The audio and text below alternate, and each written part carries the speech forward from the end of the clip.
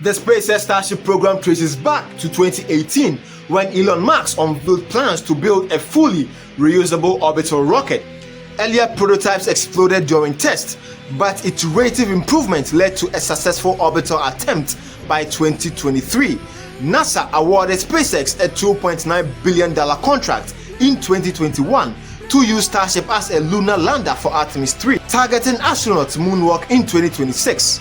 This 10th flight followed 3 prior launches, which all resulted in issues like engine failure, which resulted in explosion. The launch intensifies the US and China space race as Beijing advances towards a permanent moon base by 2030.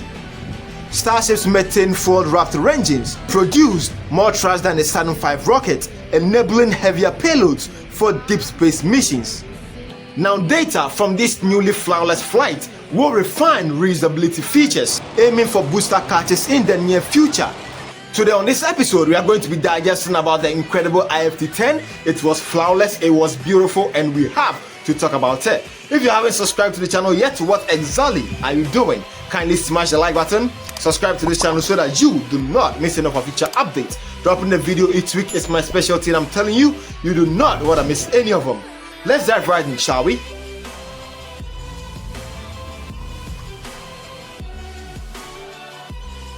Imagine a tension building at SpaceX Starbase at Boca Chica, Texas, where SpaceX teams had to reschedule the launch twice due to technical checks, echoing the delays that plagued earlier tests, like Flight 4's icing issue in 2024.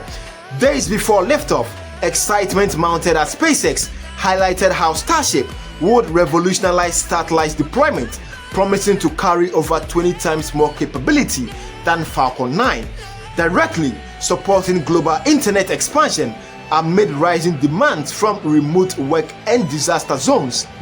This capability ties into broader efforts like connecting underserved regions, where Starlink has already aided Ukraine during its conflict with Russia, providing critical communication when traditional networks failed. As the countdown hit zero on August 26th, Super Heavy's 33 Raptor engines roared to life, generating thrust twice that of the Saturn V rocket, which powered Apollo missions, a feat born from years of iterative designs, starting from the Hopper test in 2019. The liftoff marked a pivotal moment in reusable rocketry, building on lessons from previous explosions that refined engine reliability. Now aiming to cut costs for NASA's Artemis program, which plans lunar landing by 2026. Moments after ascent, hot staging separation kicked in, a technique pioneered by SpaceX to optimize gravity losses, where the upper stage engines ignite while still attached, a risky maneuver that failed dramatically in IFT-3, but successful in previous flights. This innovation draws from Soviet-era concept, but adapted with modern materials, allowing Starship to conserve fuel for longer missions, crucial for eventual Mars colonization, envisioned since Elon Musk's 2016 announcement. Super Heavy then executes its boost back burn, flipping mid-air in a ballet of fire and physics before splashing down in the Gulf of Mexico, a controlled descent that provided data on great fin performance amid Gulf hurricanes that have disrupted past operations.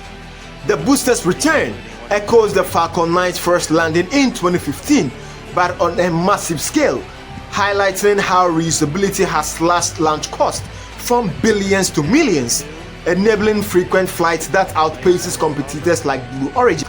With Super Heavy down, attention shifted to the upper stage, where the payload door opened smoothly, deploying simulated satellites in the node to 2001, a space odyssey, testing mechanisms vital for future cargo like NASA lunar habitats. This deployment milestone addresses criticisms from environmental groups about space debris, as Starship designs includes orbital plans, contrasting with controlled re-entries from other nations, rockets that have sparked international incidents. As the ship coasted through space, it prepared for re-entry, broadcasting live views via Starlink, showcasing plasma shells that reached over 3,000 degrees Fahrenheit, a heat barrier that doomed the space shuttle Columbia in 2003, but was stress tested here with international tower removals. Engineers drew from Columbia's tragedy to enhance heat shields, incorporating ablative materials evolved from military hypersonic programs, turning potential disaster into educational data for safer crew flight. Despite visible damage from the Fury plunge, the Starship flipped for landing, achieving a soft splashdown in the Indian Ocean, confirming structural integrity that previous flight lacked. A success celebrated amid global space race tensions which China Tiangong space's expansions. This ocean landing, targeted near the buoy for precision, built on drone ship recoveries but scales up for Starship size, informing Tower's catch attempt planned for Flight 11, a concept Elon Musk sketched in 2018 to accelerate turnaround times. Hours later, SpaceX recapped the flight's extremis from Max Q, stressing two-engine reflights, gathering insights that refine simulation used in partnerships with NASA, where Starship is contracted for Artemis 3 to land astronauts on the moon for the first time since 1972. This test data haul, including upskirt breakup visuals, counters narrative of failures by demonstrating controls experimentations, similar to how Boeing's Starliner overcame thruster issues in 2024 to dock with the ISS. Looking ahead, this flight propels Starship towards operational status, enabling version 3 Starlink satellites that could bridge digital divides in Africa and Asia, regions where internet access lacks despite UN goals for universal connectivity by 2030.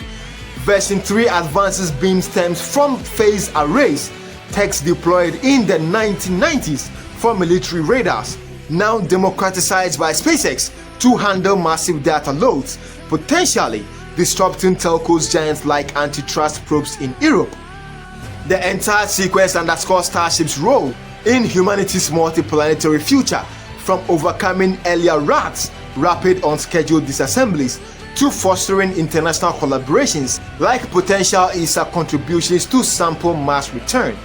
Now, in summary, if you missed the IFT-10, then you missed a lot of excitement. The entire SpaceX team was filled with energy, and I, for one, was rolling right over here in my couch, and it was incredible. I was so happy just seeing the booster come back down and the ship surviving re-entry phase. It was incredible. When a section of the asket exploded, I was shaking in my cold leather boots. I was like, holy shit, not again. But the ship had a soft splashdown in the Indian Ocean, and I have to say, it was incredible. Kudos to Elon Musk and the entire SpaceX team. You guys are incredible, and the work that you are doing, we acknowledge you, and we will always be in support of your hard work. Thank you for staying with us to the end. If you enjoyed the video, kindly smash the like button, subscribe to the channel so that you do not miss any of our future updates. I drop a video each week. They are all incredible, and trust me, you do not want to miss any of them. Watch this video right here. They were my previous uploads, and you do not want to miss any of them. And I will talk to all of y'all in the next episode. Thank you for staying with us.